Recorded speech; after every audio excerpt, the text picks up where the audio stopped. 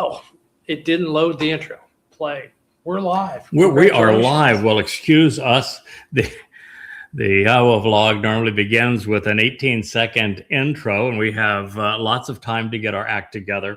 But in this time it was, oh, by the way, we're live. This is the south end of a Wookiee looking north, quite literally. And we're here to continue our series on Return to the Garden. I do have a new implement here on the show. This was made by Patty Bowen. As I understand it, that arrived late yesterday or early this morning. Leah brought it to me. YAHOWAH's Choter is on one side. The presentation of the Choter on YAHOWAH's voice, and Yeshaya 11 says that the Choter has the spirit of Chokmah, which means that it is he's an intelligent fellow. The fact that he is a Chokmah Choter, since he's the one and only one, I'm glad that he is Chokmah. On the other side, she has been quite clever and presenting many of the things that are related to this job. The moon is a part of the action because the Choter is the lesser luminary reflecting the greater luminary's light, who would be Dowd. He's one of the three central players in God's story. There are three animals that are depicted as men that play central roles in the fulfillment of the Moed Mikre. And one of those is the bull, who is sacrificed on Towrah. He is also the Adamah Parah. And as we turn here, we have the microphone of the YAHOWAH blog and also the books of YadaYah. So I thank you for my special glass for this this program. It is always already Wookiee approved. Now, by recap, so that you have an idea where we are.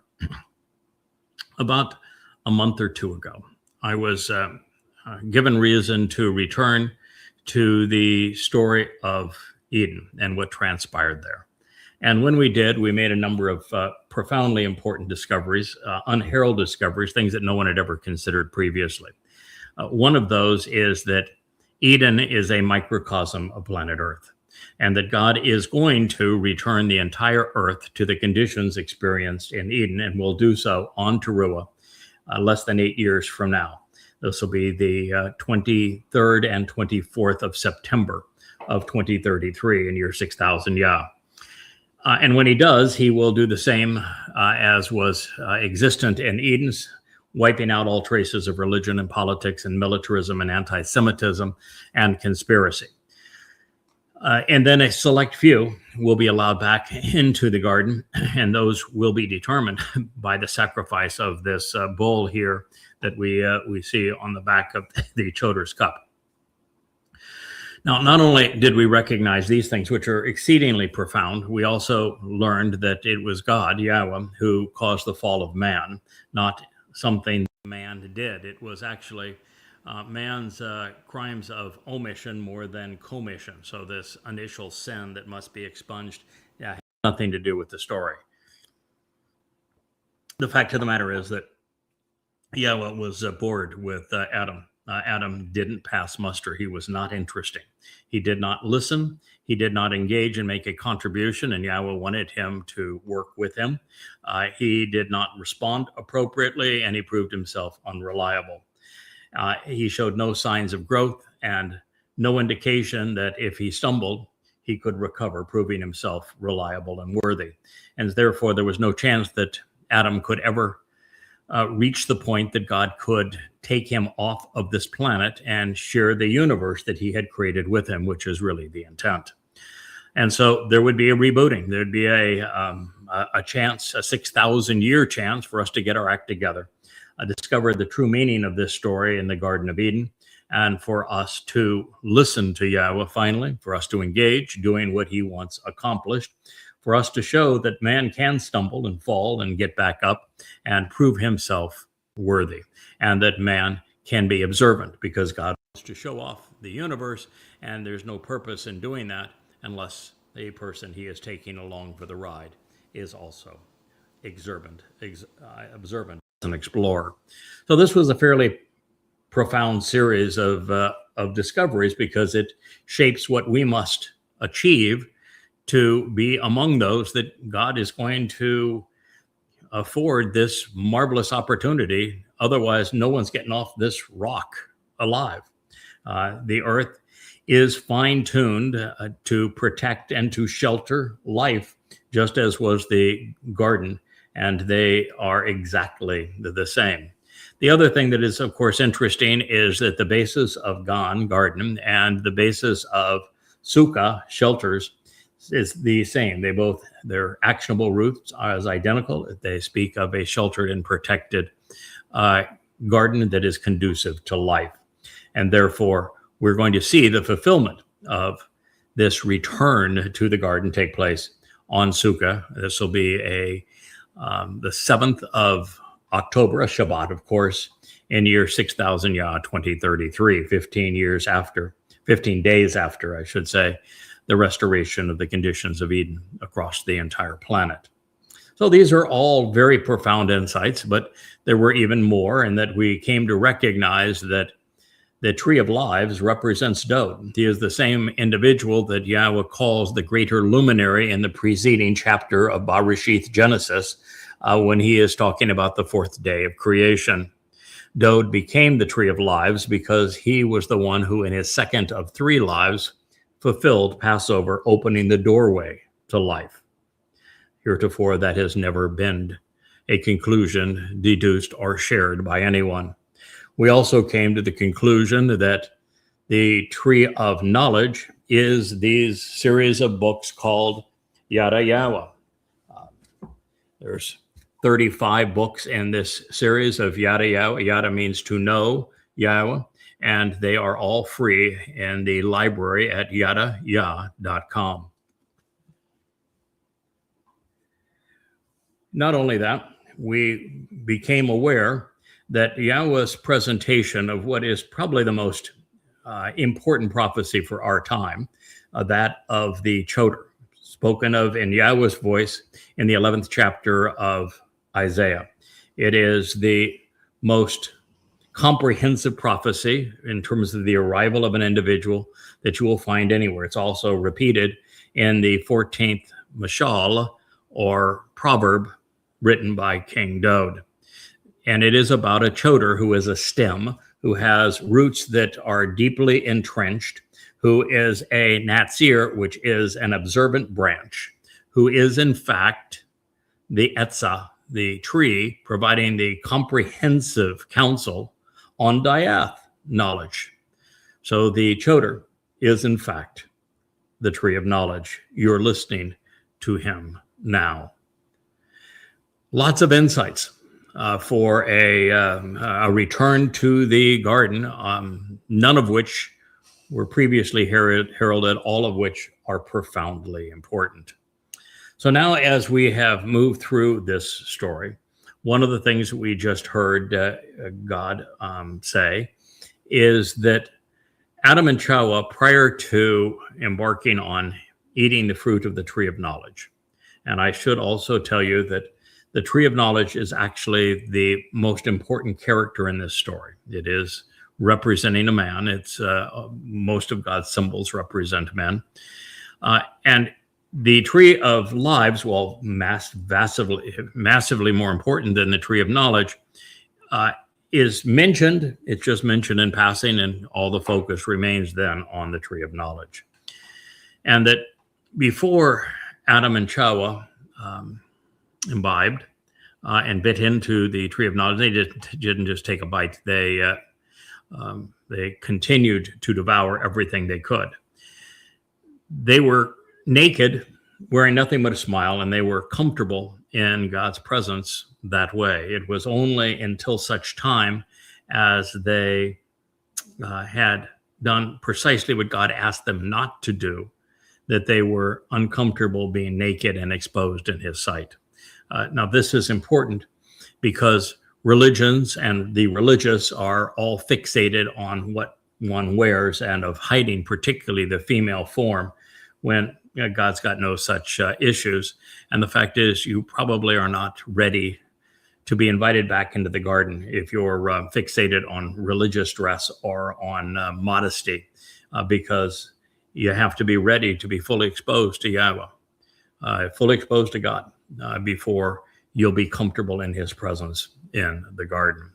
The other thing we learned is that the parting shot of what transpired in the garden prior to Yahweh's rebuke and his questioning of Adam and Chawah was that God said that it's important for a man to walk away from his mother and father and to be with his woman.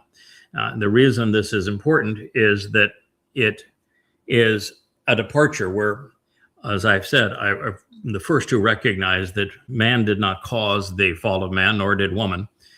It was God that caused it. And he did so because he wanted us to have the opportunity to demonstrate that we could be interesting companions. And as he does that, he is leaving man to his own devices. And this is important for us to understand that we are now in a position where we have to demonstrate our worth. And to do that, you have to walk away from the family of man. This is the very thing that God spoke to Abraham about as the prerequisite for the covenant. You have to walk away from Babel, which is the integration of religion and politics into one's life. And you have to leave your father's house, which is very much like the statement that God just shared here in the second chapter of Bereshith in the Torah. So we're being set up for what would be required to be part of the covenant. And central to that today requires listening to the voice of Yahweh. So here's what we read next. Then with ongoing implications over time, they actually heard, Wah Shama, they, masculine singular, as in mankind, would hear with the benefits of listening continuously playing out.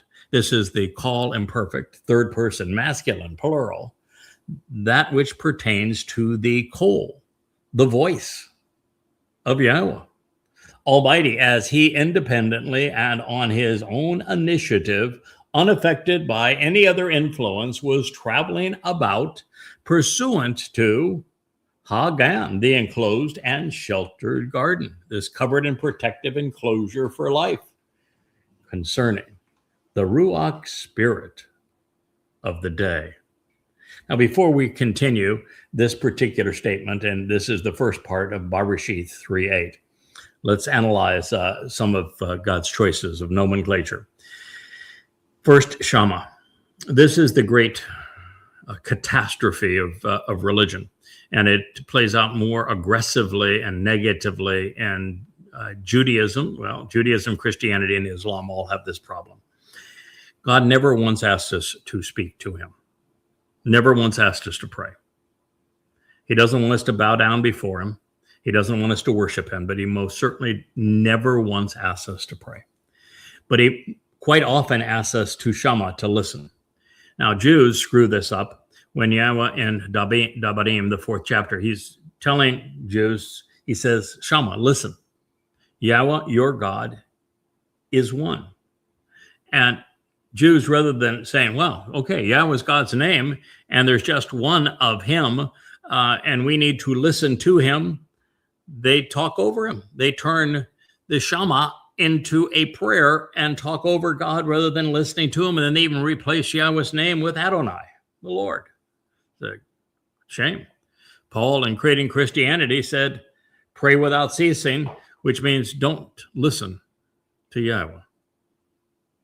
And of course, Judaism is all fixated on multiple prayers every day, and none of them are really a prayer. They're a confession of submission to Allah, where you bow down in humility and put your nose in the dirt. It is it's a shameful thing, but that's what Allah wants, because Allah is Satan.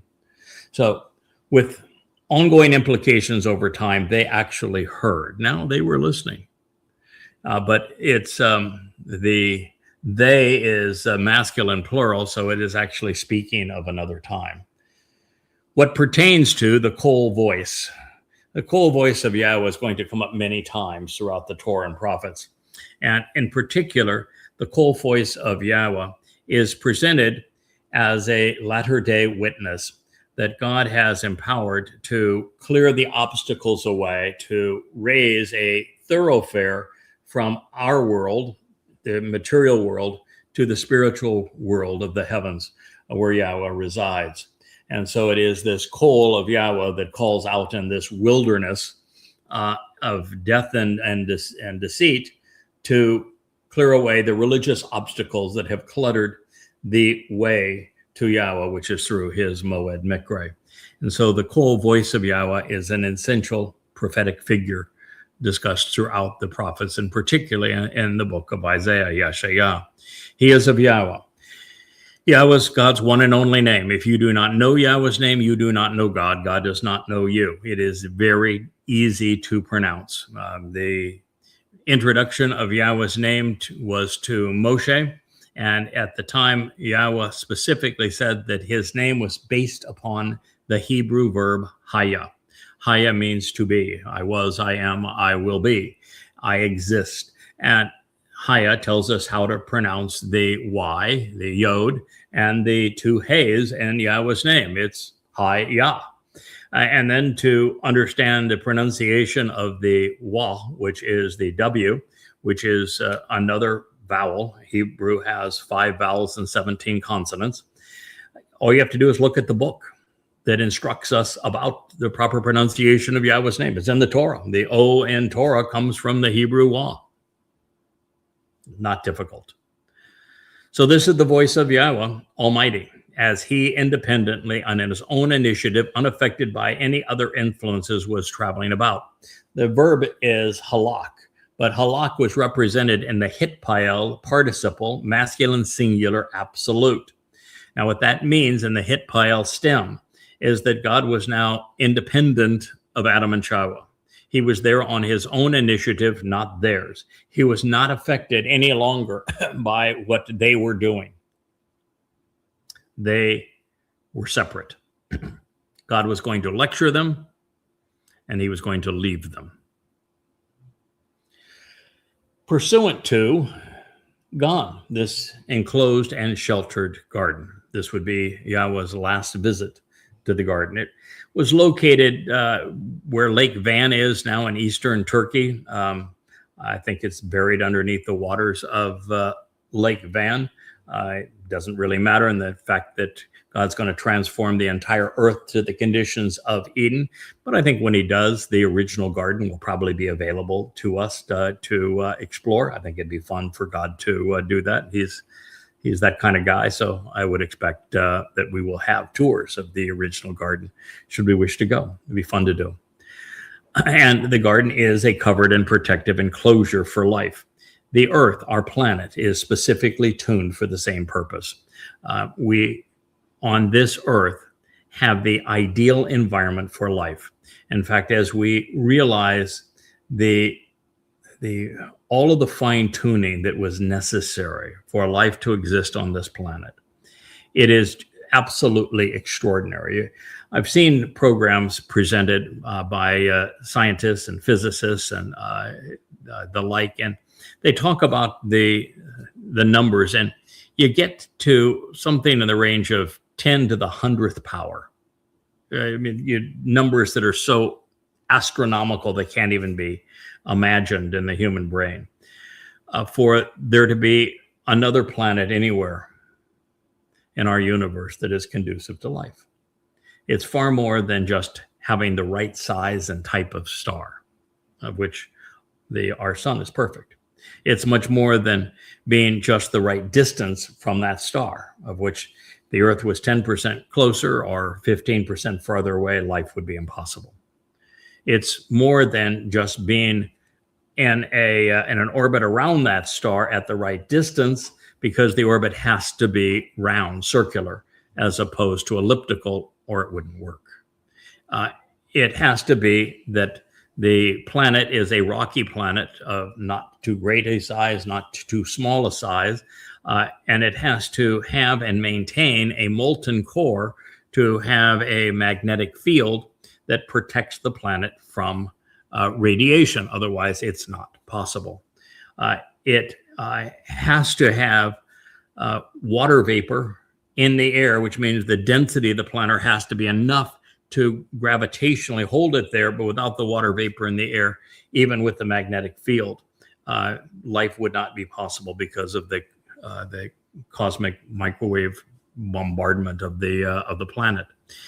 It has to have a moon that is abnormally large for the size of the planet. Our moon was actually created out of the Earth 4.5 billion years ago. A planet about the size of Mars hit the Earth, and the collision between the two created the Earth and the moon. A very unique situation. In fact, we don't see another combination of planet our size and moon our size, not only anywhere in our solar system, but anywhere in our galaxy. And it also has to have a gaseous giant placed outside of its orbit that is the distance that we find Jupiter and the size we find Jupiter. Otherwise, there's no vacuum cleaner out there to get rid of all of the harmful meteors and asteroids and comets that would otherwise destroy any chance of life on the planet. And it just goes on and on. It has to be in a certain range within an arm with a galaxy where it's about 3/4 of the way out from the center of a galaxy as we are from our sun. Any further out, and you don't get stars like the sun, you get red dwarfs, which won't support life, and you don't get any of the large quasars and neutron stars and that sort of thing that can explode and create the heavy elements. We're carbon-based creatures. So they don't exist if you go further out. And if you go further in, then the environment is just too caustic. When a quasar and the like stars explode, they would take all life away on the planet. So it gets too caustic as you move further in. And it can't even happen on a galaxy unless that galaxy is separated significantly from other galaxies as ours is. And that planet has to have tectonic plates or life is impossible. It has to have tides like we do or life is impossible. It has to have the proper angle on its axis and proper spin rate between day and night. Can't be tidal locked as so many planets are. And it just goes on and on. It has to have this enormous wealth of water, which we uniquely do. And as I say, it's obvious that the Earth was finely tuned for life. And even with all of that tuning for life, the odds of spontaneous generation as opposed to intelligent design, particularly with the three-dimensional language of DNA, places the possibility of life emerging from matter at a far greater number. I think it's 10 to the 54th power is the best scientific explanation now, it's far less possible than if you would imagine a tornado that was whirling over a junkyard, magically creating a 747 that was flyable. That's not possible. And you should know that life from non-living material, particularly life form that can have a ready supply of food, have a means to process that food for energy, and have a means to replicate itself, it's not possible. And DNA is a language. Languages don't spontaneously generate. So there we are. It's life was conceived here, and we are a protective enclosure that is conducive to life. And you might as well admit this because man with a physical body isn't going anywhere. Yeah, we can go to the moon, but a big deal. It's a 3-day cruise in a slow rocket. No, it's and even there, we can stay there 4 or 5 days, maybe pushing it at the extent. But the issues there is you're still exposed to the cosmic radiation.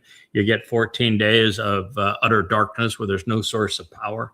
The regula, which is that super abrasive dust that exists on the moon, has an electrostatic property. It destroys everything. It cuts right through spacesuits. It destroys instrumentation.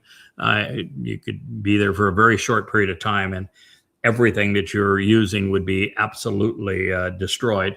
You can't land one spacecraft near the others because it would kick up this regula such that it would be unbelievably destructive. You'd have to ultimately build yourself a hut, no windows, an exceedingly thick earthen kind of door, going back into the Stone Age, if you will, to be able to survive the radiation. And if you're going to build something like that, that's an earthen hut out of the regula, why not just dig a hole in the ground on Earth? Then the view would be the same, right? And then you've got the issues of the human body can't continue to function in zero or lower gravity than what we experience on Earth, because everything falls apart. Our hearts weaken, our muscles weaken, our bones weaken, everything about us falls apart. So it just can't be done. So man, most certainly not going to Mars to live. You might go to Mars as a vanity project to die, but that would be it. So this is it, where we are. And it is equivalent to Eden, and God is offering, committed to returning the earth to the Garden of Eden. And those that will be there because they have listened to what we're talking about now, and they've availed themselves of what we're talking about now. Without this message and it being finally heeded and resonating among God's people, it wouldn't happen. Now, this goes on to say that it's not just pursuant to the enclosed and sheltered garden, but it's concerning the Ruach spirit of the day. Now, this is the first mention of the Ruach in the garden. And here it is after humankind has failed and is going to be booted out. The Ruach is mentioned in the creation account earlier, and it's the Ruach that Yahweh dispatches to expand the universe and to regulate it, if you will, to make certain that that light that he conceived is managed in an appropriate way. Matter of fact, it's just really an interesting thing to note that God said, "Let there be light." And I don't think people have a full appreciation what that means, because light is the very stuff that is later turned into matter. Energy and matter are the same things. They're just different amounts of the same thing. That's what E equals MC2 represents. That matter is a form of organized light, and that it is it's like the same amount of light and matter. You have to multiply matter by the square of the speed of light to equal matter. But here you go. The correlation between the two, matter and energy, is the square of the speed of light, because the speed of light speed is the governing factor of the universe. It is the thing that regulates the universe. It's not just that it is the universal speed limit, and it is. Nothing can or will ever travel faster than light. If something, a physical entity, were to travel faster than the speed of light, it would destroy the universe. It would have to become so large in terms of its inertia that it would consume the entire universe just to propel it. And it would exist in multiple places at one time, defying the laws of physics.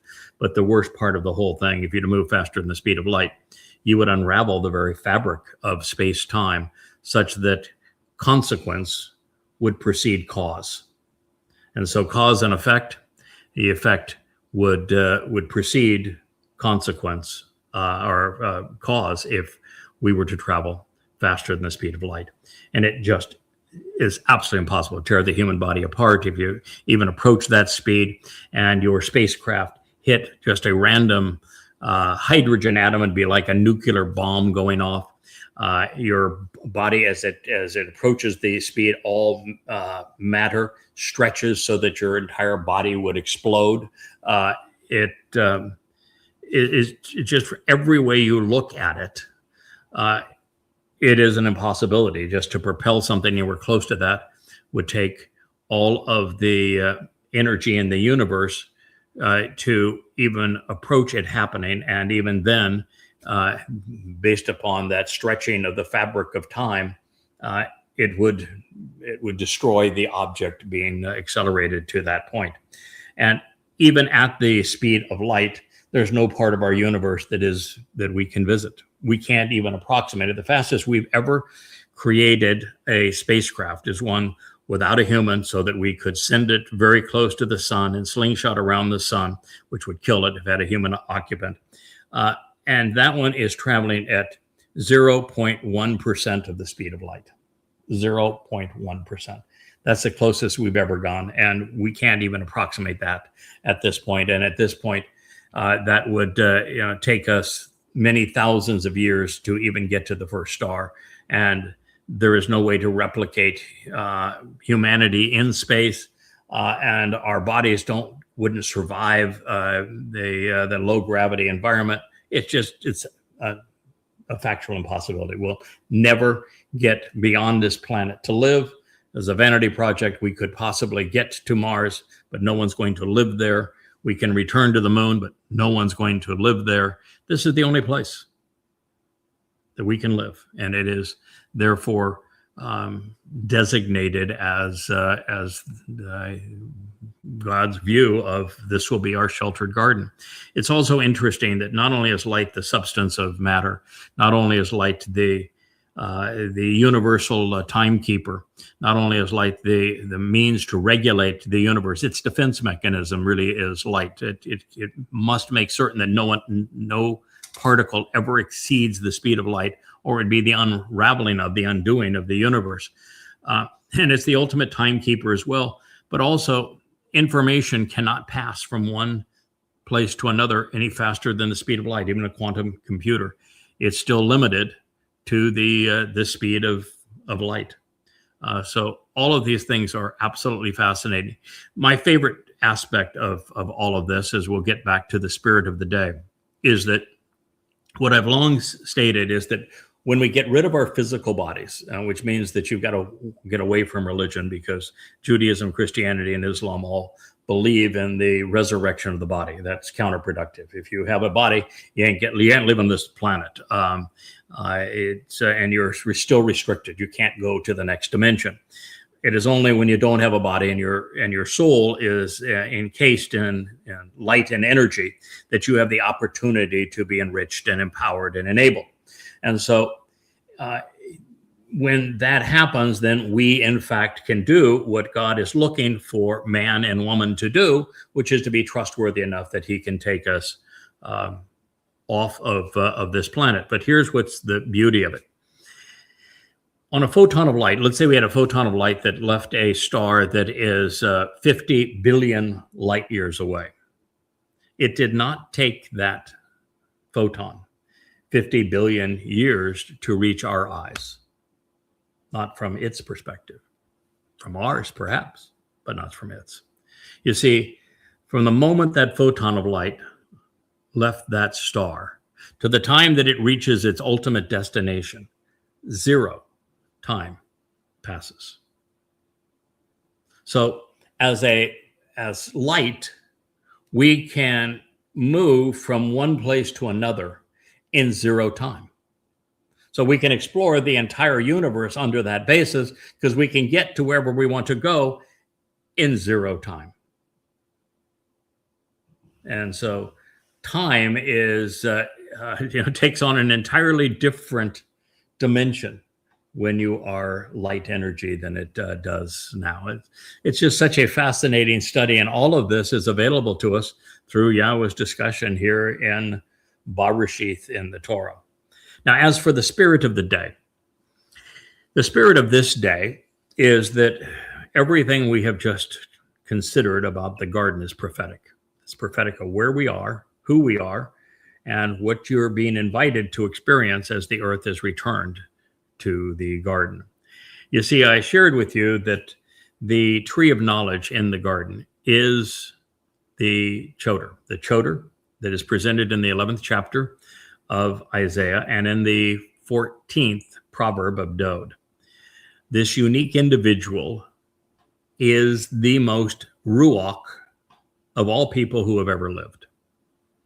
The Choter is given the 7 spirits of YAHOWAH.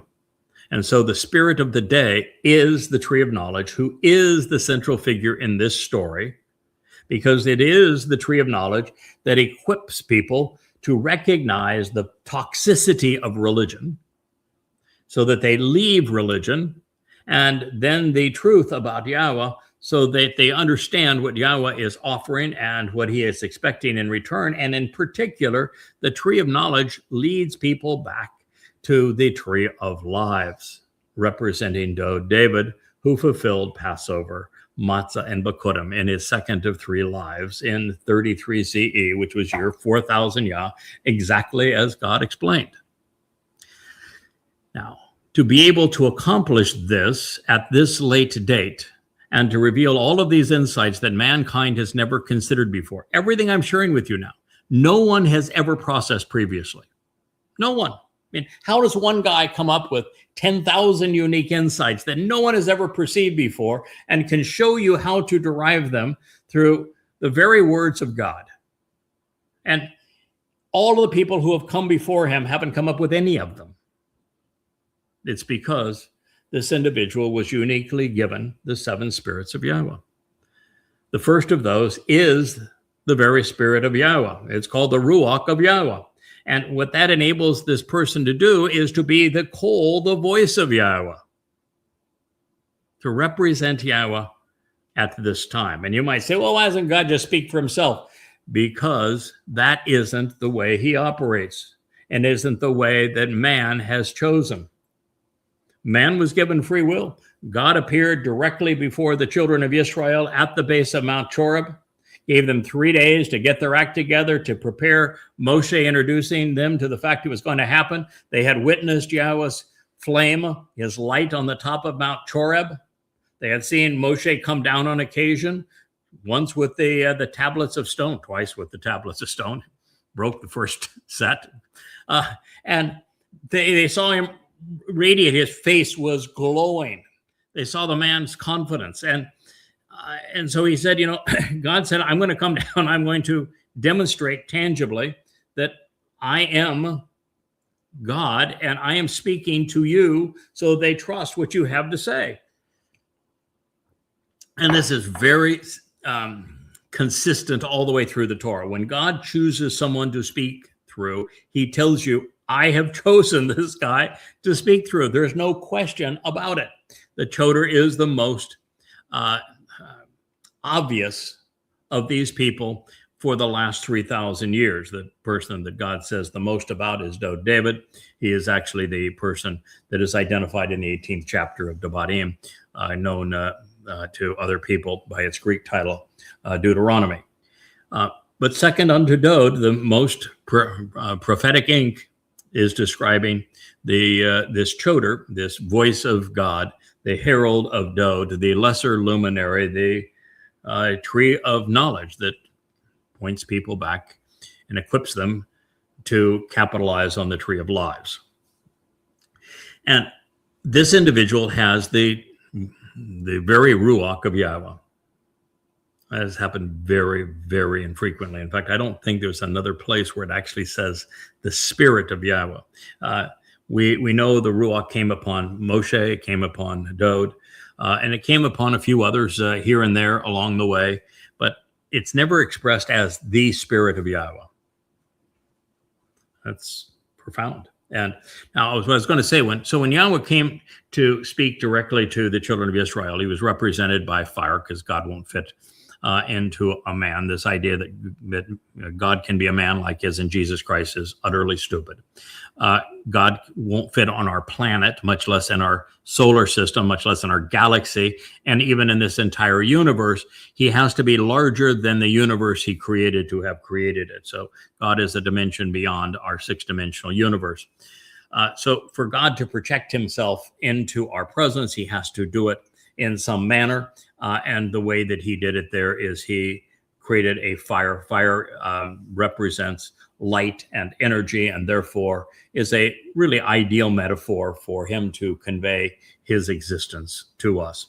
So he appeared as a fiery light in their presence, and he spoke in his voice to them, and he didn't get a full sentence into it before the children of Israel says, no, no, no, no, no, no, you go away, man. We're going to die. They couldn't handle being exposed to God.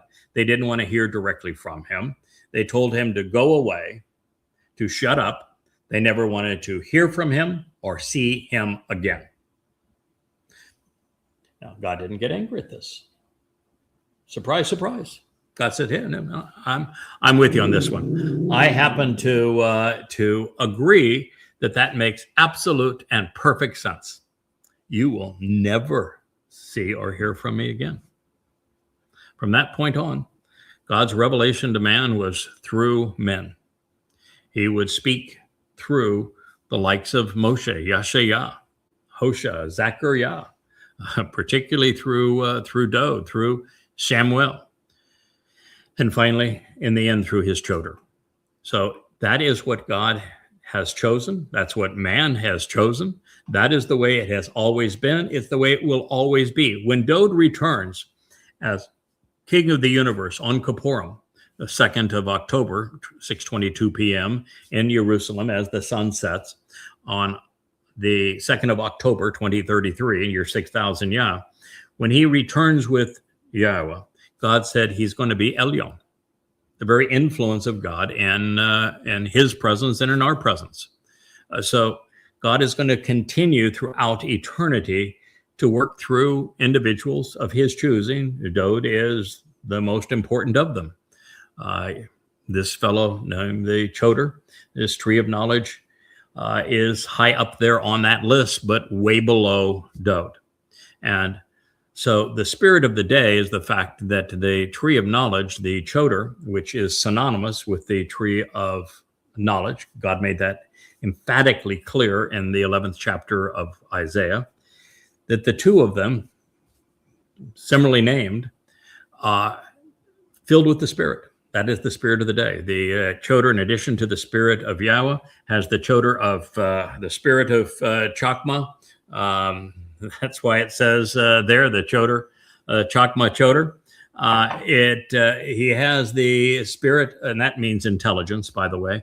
It's often translated wisdom, but I think the intelligence is probably a more accurate rendering of Chokmah. It's how Dowd introduces the 14th proverb, begins with talking about the Choter's wife and said she is really smart too, but goes through and some 6 or 7 times talks about from his perspective, and therefore God's perspective, the Choter is uncommonly intelligent. That's why he's able to write these kinds of books, to lay out, for example, the next 8 years on this planet and tell you exactly what's going to happen, where, when, and why, so that you're prepared for it, which no one previously has been able to do. I mean, he identified the fellow that Christians have been searching for, that is the Antichrist. He has told you the exact day that God is going to return. He's told you the exact day the witnesses are going to be there, when the Torahless one is actually going to make his diabolical decree about him being a god, when he's going to change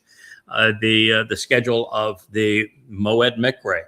All of that is laid out. The first day of the time of Jacob's troubles, when Israel's going to be forced to capitulate its heart and soul to create a Fakistanian state to make the nation more vulnerable, when Alaska flood 2.0 is going to happen. All of that I've laid out for you in this book.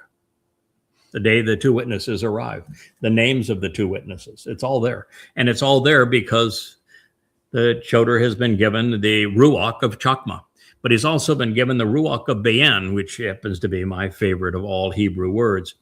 Be'en means that you can make connections between things. It's the ability to comprehend, so that you look at, you develop knowledge by processing information intelligently and developing a foundation of knowledge, and then finding the connections, the relationships between things, such that you can go from knowing to understanding. Knowing is very powerful. Understanding is infinitely more valuable and empowering and enlightening and enabling than simply knowing. And he is given the spirit of understanding. Then this is is not the end of the list. I mean, that's already three: the Spirit of Yahweh, the Spirit of intelligence, the Spirit of understanding. The fourth Spirit is the Spirit of this day, Etzah. Tree is Etz. The tree of knowledge is the Etz Dayath. Etzah expands the concept of Etz tree such that this tree, Etzah, is providing comprehensive counsel and advice regarding the entire story that God has portrayed, so that you know it from beginning to end and all of the important dates along the way and everything that's important and that has never occurred prior to this series of books, of which there are 35 free, again, at YadaYah.com, and until the YAHOWAH blog. So this is the Etzah, the full expression of that tree. Then we reach the fifth of those Ruach that is afforded to this Choter. And it is the same Ruach that made Dowd so extraordinary. It's the Ruach of Gabora. Gabora is confidence, conviction, capability. This Choter is going to be so uniquely confident and capable that he's going to drive a whole lot of people crazy because they're insecure, and a super confident individual, it just absolutely drives the insecure people up a wall. But that's what's needed now. The person that's speaking as the voice of God, as this Choter, needs to have confidence, needs to be bold, and needs to be resilient. And so he's given the Spirit of Gabora. And then, of course, the sixth of the seven spirits of Yahweh fully identifies the Choter with the Etz Dayath, the tree of knowledge, because it is the spirit of Dayath, and that is the spirit of this day. And all that leads to the seven of the seven spirits of Yahweh, which is the spirit of Yara, which is to develop a respect and admiration for Yahweh. That is the spirit of this day. Of course, in your religious publications, they'll say it is the cool of the day. Ruach does not mean cool. It means spirit. Therefore, the man, whom we call Adam, it's just YAHOWAH Adam. Adam means red, earth, and man. As Adamah would be the bloody red man of the earth, with the ending expanding our understanding of the word, because this is prophetic and speaking of the Adamah Parah, who is the productive bull that is bull up here, the productive bull who is a bloody red man of the earth, because he is the man from Edom who is sacrificed to save many. So therefore, Adam, this man, and his woman withdrew as he moved away by himself. So he moved away would mean that the man moved away from everybody, from Yahweh and from Chawah. Chawah is actually the name of the first woman conceived to help man. It's another insight. Man was created in God's image. When God gave a man a nasama, which is a conscience, the man would have had all the normal features of a human outside the garden. He would have had a soul like every human outside of the garden, but he was created in God's image with a conscience, a nasama, which enabled him to process information rationally, cogently. It made man intelligent, gave him the capacity to be intelligent anyway, and to have a conscience, to be able to discern between right and wrong, good and bad, productive and counterproductive, to be judgmental, to be discerning, discriminating. It's all things that artificial intelligence is incapable of replicating. A nasama is better than a bunch of processors and circuits, I can promise you that. And so that has the man withdrawing. I was going to say that not only was man created in God's image, woman was not created in God's image. Woman was created in man's image, according to the text of our Creator. Also, man was created to work with God, to make a contribution to the relationship, to listen to God, to be observant of things around him, and therefore contemplative based upon what he had seen. Woman was created to help the man. These is the word. It means to help. She was specifically created to support man, while man was created to engage with God in the ways that I have just articulated. The fact is that put together, there was synergy, and this would be an ideal relationship for man, for woman, and for God. But we very quickly destroyed what God was trying to create. Anyway, so it says the man withdrew. He moved away by himself, no longer assisted, influenced, or helped by anyone, which means that Chowah was not helping him, which was her design purpose. It says Chaba. He decided to retreat and leave by himself. Hitpael, which means that he was not being acted upon by any other influence. He was on his own. Imperfect means unfolding implications over time. Third person masculine, which means it was he that was moving away and withdrawing from the presence of Yahweh, Almighty God, in the midst of Hagan, the sheltered garden's Etz tree. Now, many would change Etz to the plural form and say in the midst of the garden's trees, but it's singular. It's masculine singular, as a matter of fact. Adam just didn't get lost among the trees. He went back to the tree of knowledge, to the central figure and central character throughout this story, which is the tree of knowledge, the Etz Dayath.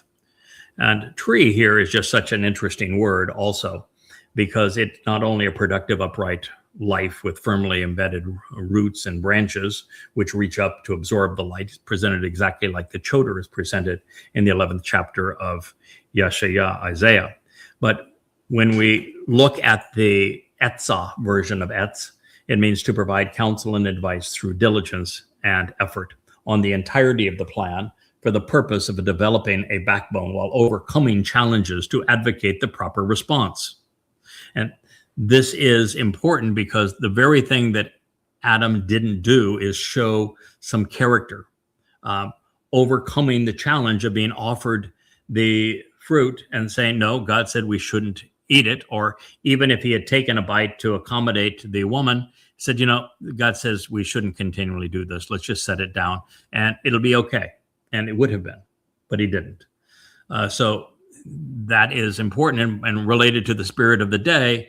We find Etz, which is the basis of Etzah, which is the counsel on the entire story that is provided by the Ruach to the Choter. So clearly there was a lot to unpack in that last statement that is important to our understanding and to see why everyone is behaving as God is depicting them in this story. And after we had had the characters described and we've watched them interact and they've been introduced along with their attributes, we find that God's solution to being unimpressed by the man is being laid out here. His cold voice would convey his solution. The descriptive title, of course, belongs to the AdamAndEve, the man of the earth. God has twice spoken of Yada in this narrative, and Yada is the one who knows. That is why it is YadaYah. And he is serving as the Etz Dayath, this tree of knowledge, as the Bashar herald of Dowd, the tree of lives. Now, while it wasn't the man and woman who were listening, something we can deduce by realizing that Shama was presented in the masculine plural. Therefore, it's addressing men and women of another millennia, mankind in another time, our time. Nevertheless, by having devoured some of its fruit, Adam and Chowah should now have been at least somewhat familiar with him, such that they recognized him. His cold voice would have shattered their illusions, however, just as he would the delusions later in life of the religious, the political, the conspiratorialists. I have written 13 volumes excoriating religion. Here is one of 5 that destroys the religion of Islam. Here is one of 5 that destroys the religion of Christianity. And I've written 3 that destroy the religion of Judaism. So he is a voice to proclaim what is wrong, injurious, doing something no one has previously done before. So this is the call of YAHOWAH, exclaimed through the prophet YAHOWAH, who would call out in the wilderness, prepare the way for man's return to God and God's return to man, clearing the obstacles that had been strewn in the path, most of which are religious or political or militant or conspiratorial or anti-Semitic. Additionally, based upon the Torah, we know that God is committed to speaking through men and not directly to men. Understand the difference? Through men, not directly to men. He tried the to men. It didn't work real well. We rejected that. And so ever since that time, it's been through men. Now, as for the other interpretation that they heard the sound of the Lord God walking, I remind you that even though the verb is halak and can be translated as walking, that Yahweh expressly stated that he appeared al, which is above the man, not next to him or beside him. Kol is properly defined as voice 4 times more often than it is rendered sound. And since Yahweh is a 7-dimensional being, should he want to interact with man using legs and feet and conveying the sound of footsteps over broken branches, the most he could have done would be to project his nephesh soul into a physical form for the occasion. But had that been the case here, he would have depicted his presence using the term he uses elsewhere, ish, individual, something we have not seen anywhere in this narrative. Instead, we are told that this day pertained to the Ruach, spirit of Yahweh, something men have corrupted to cool of the day. And this is to say that it is correct to conclude that God was speaking to and observing this man as if he were a pet in a cage, swimming around akin to a goldfish bowl. Now, affirming this, while a lock can be rendered walking, it is correctly translated coming and going, moving about, and traveling 3 times more often than it is presented as walking. Therefore, Yahweh is continuing to use this narrative to advance his solution and his lack of interest in the uneducated, inexperienced, unproductive, undisciplined, unmotivated, irresponsible, and self-entitled man. Yah's tree would have a voice. YadaYah would become the YAHOWAH vlog. Now, should you disagree, that's your prerogative. But be aware, over the past 3,000 years, no one has known YAHOWAH better or spoken more accurately of him or for him. Even here, I'm the first to identify Dowd as the Tree of Lives, which was predicated upon being the first to prove that Dowd fulfilled Passover and is second of 3 lives, opening the door to life. And by properly reflecting the sun's brilliance, I became the Tree of Knowledge, the lesser luminary, the first to lead the world back to the Etz Chaim through the Etz Dayath. This is something YAHOWAH understood, but even the prophet Zechariah could not grasp this as he pondered the implications of the 2 trees flanking the menorah, the one next to the lights representing the first 3 mikre on one side and the other rooted alongside the fall mikre. Dowd on the spring mikre, Yada aligned with the fall. As a result, I'm the first to demonstrate that the Choter, Yahweh, foretold through YadaYah, is the Etzadayath, as a result of the Ruach Spirit. Now, that in and of itself is among the greatest discoveries of our age, of any age, because it destroys all messianic connections, not only with the Choter, but with the garden, with the Tree of Lives, with the Towrah, with the prophets.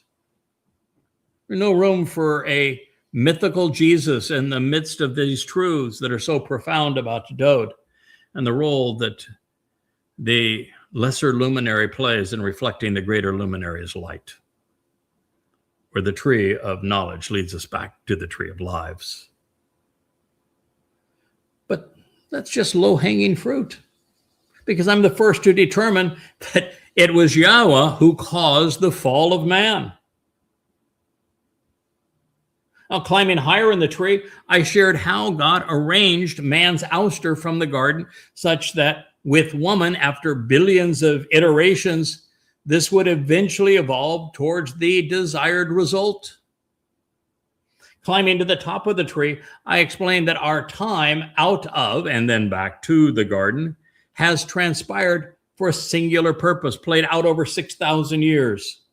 This is an opportunity for some men and women to become sufficiently interesting and reliable by being observant and listening to God, and then engaging and contributing something to the relationship, having fallen, having the wherewithal to prove that we can be trusted by standing up again, so that Yahweh can remove us from the Gan, this sheltered enclosure, even from the planet Earth itself, and allow some of us free reign throughout the universe, as well as access to Shamayim. Therefore, our journey isn't about seeking salvation, but instead striving to be interesting and trustworthy.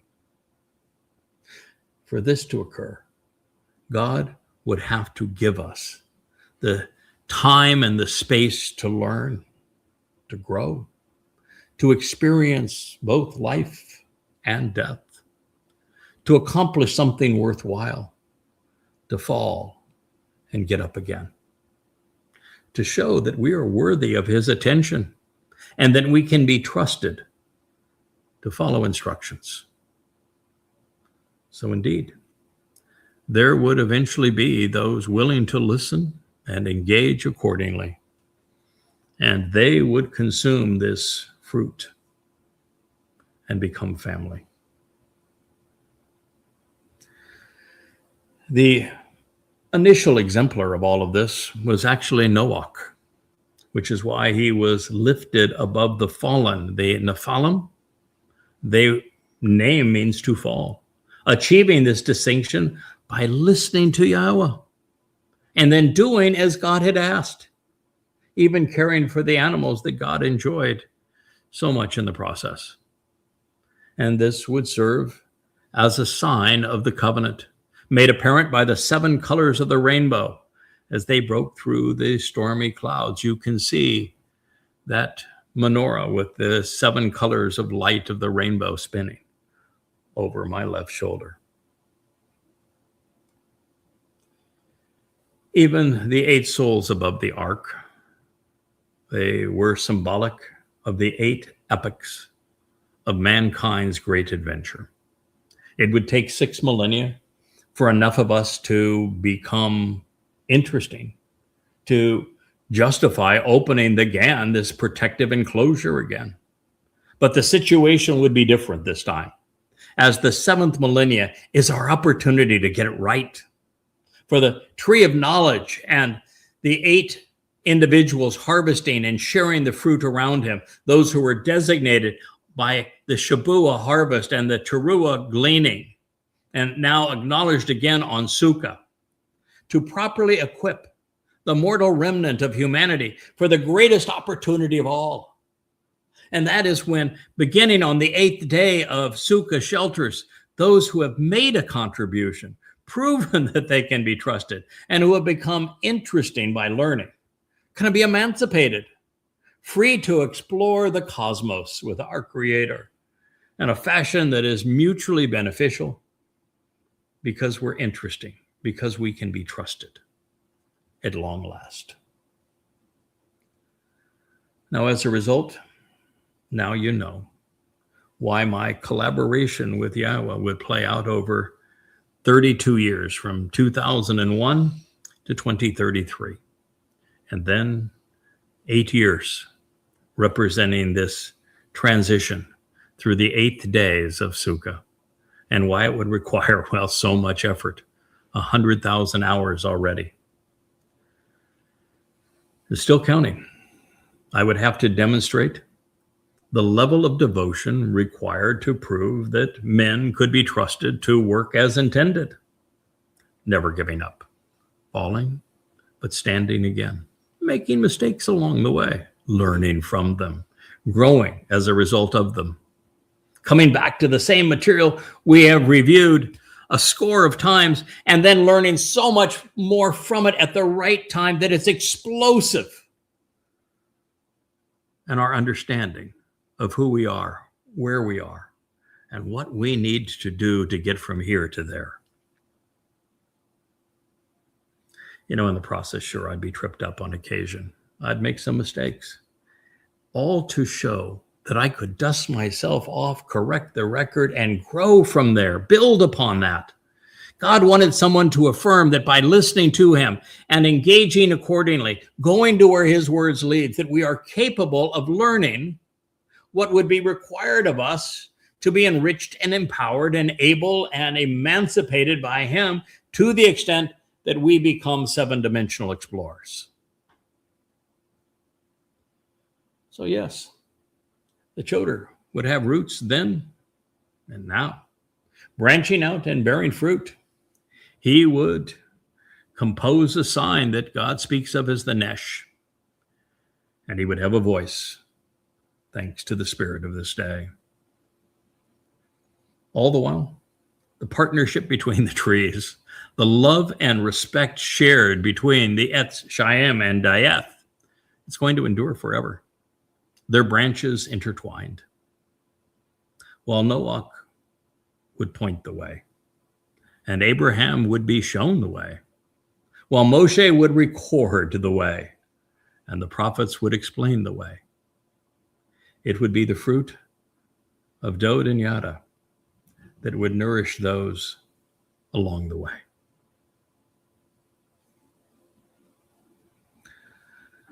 Yes, the fruit of these trees is the covenant family.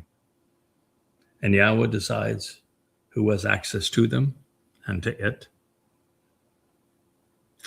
So how do you like those apples? Collectively, what I've just shared with you is the pinnacle of human understanding pursuant to God. It's the reason for life. It is the essence of our existence. Do with this what you may. For reasons only God knows, I have been tasked with the responsibility. I shouldn't actually say that because God's actually made it quite clear as to what the reasons are. But nevertheless, I have been tasked with a responsibility I did not request, but I am not going to relinquish either, of reintroducing the world to YAHOWAH's name while simultaneously restoring his son's place in our lives.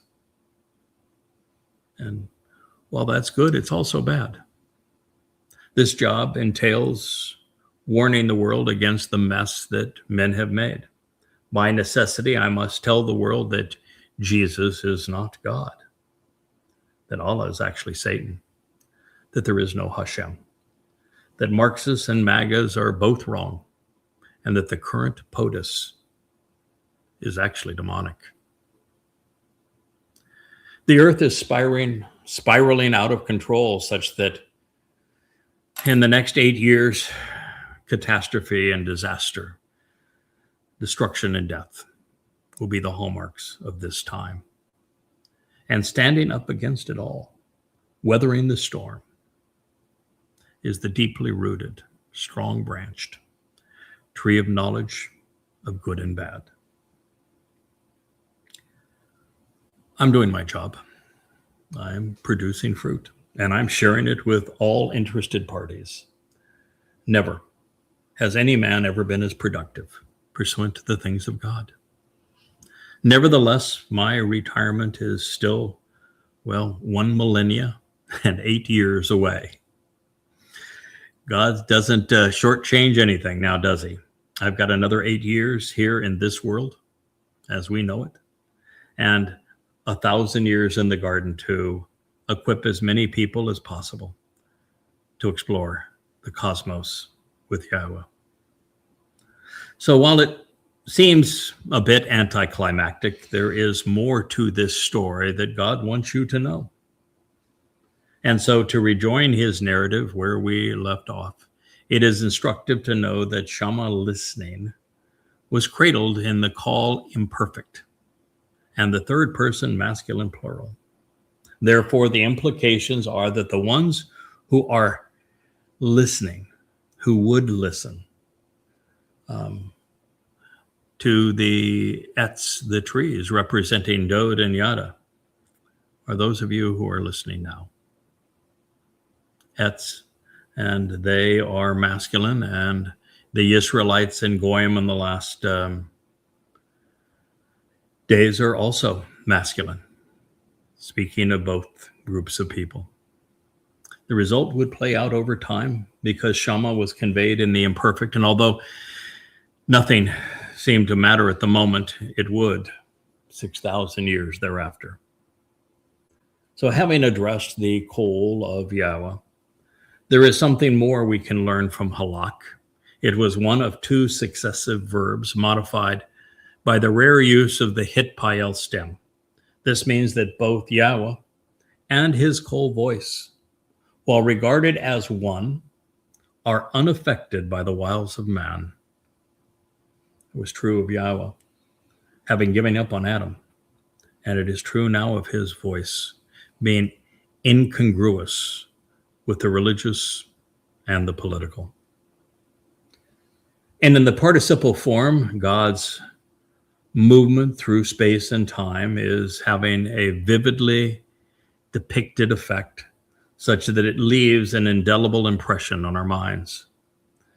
This is particularly germane regarding the narrative which took place within the enclosed garden, which is why the Ruach spirit is presented at this time. The fact is, this was YAHOWAH's last time to move above the garden, and he will not return to travel above it again until a remnant of Yisrael and some very fortunate Goyim are afforded that opportunity by the Choter, such that they can re-enter the garden and experience YAHOWAH's presence, particularly as it is represented through the Elyon, who is his beloved son, Dowd. Now, while it is subtle, there are a couple of reasons that YAHOWAH mentioned his spirit in conjunction with listening. This pertains to his relative location in time and the nature of the garden yesterday and tomorrow. Without the 7 Ruach of YAHOWAH, the Choter would not have been able to discern what billions have missed over the millennia. And without being slandered by those falsely claiming that the Ruach is a spirit mom, I would not have returned to this narrative at this time.